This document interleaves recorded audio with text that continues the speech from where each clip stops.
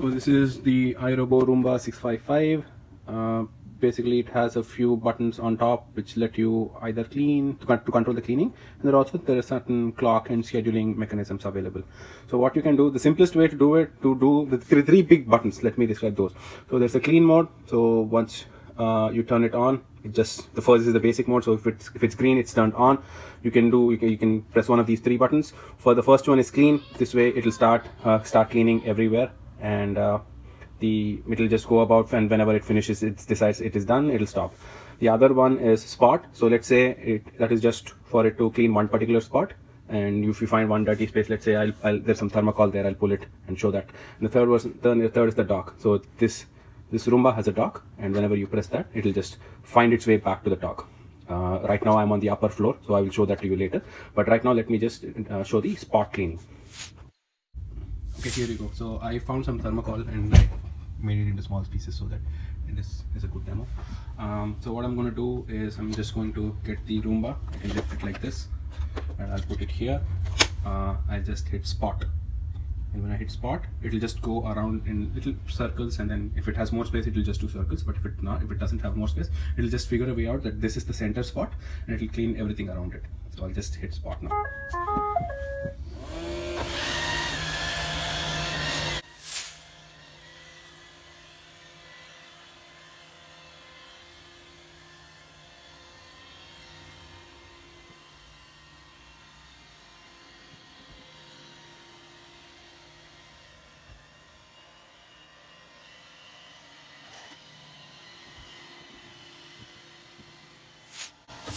So in spaces like, if it tries to go under sofas and beds as well, and it can adjust its height. So if there are some times when you need it to go under certain things like this bed, it automatically adjusts its height. This bed is fine, but downstairs in our sofa, it needs to adjust it down, and it will go down a little bit and then cover that spot.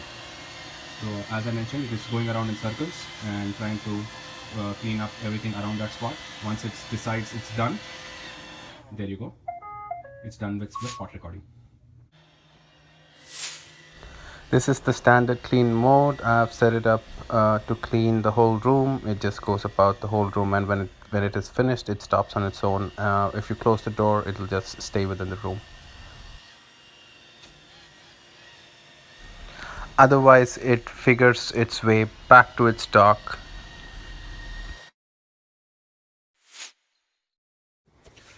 Now here we have the Roomba in its dock. It's currently charging. If you can see here, there's this orange light that's like a battery, and that shows that it's charging right now. When it's completely charged, it goes to green. There's another indicator here that says dirt detect. It goes blue whenever you are in a place where it's really dirty, and it decides that it needs to spend more time there. Another thing is the scheduling and the clock. Right now our Roomba is not, it doesn't have a clock set up, so let me do that.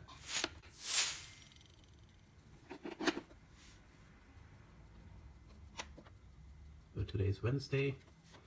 Time is around 4:24 here, so let me go all the way.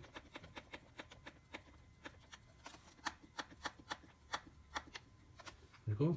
Time is set.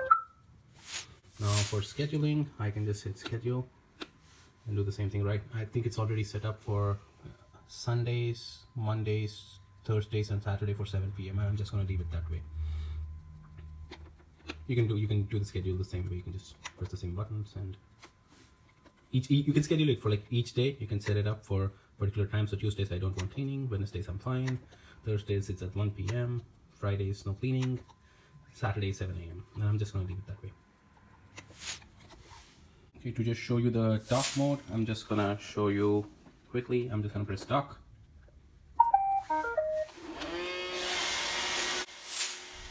So some observations about using the Roomba.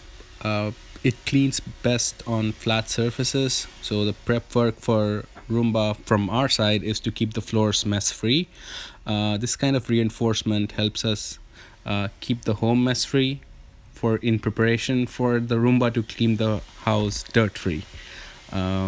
Another thing is that to not use Roomba when the surfaces can be wet. So it does its job best when everything is dry. So if it's wet, just make sure that things dry off, and then you can try to use the Roomba.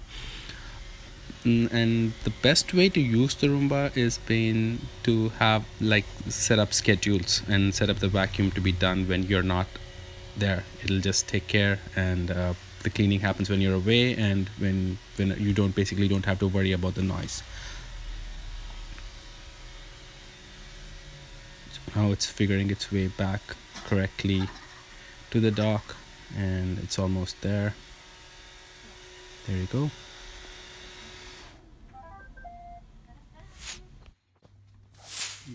Clean. It decides to turn around after detecting the step and comes back. Then I'm just going to show you what is on the other side of the Roomba, the dirty side. So you have here the box that collects all the dirt. So if you take a look here, there is a button. When I press this, it comes out. And that's where all the dust is. You just have to snap this off on this yellow tab here. Just pull it, and you can empty that whenever you think it's full. Generally, they recommend that you do it for every vacuum. I find that maybe I do it once a week, and I'm fine with that. There's also this air filter that pops out. I think it's more of a dust filter than an air filter, but they call it an air filter. But that is something that they recommend that you replace once every 3 months, and I actually agree with that. That is about a good time to do that. It's pretty cheap, the replacements on Amazon, so that's fine there.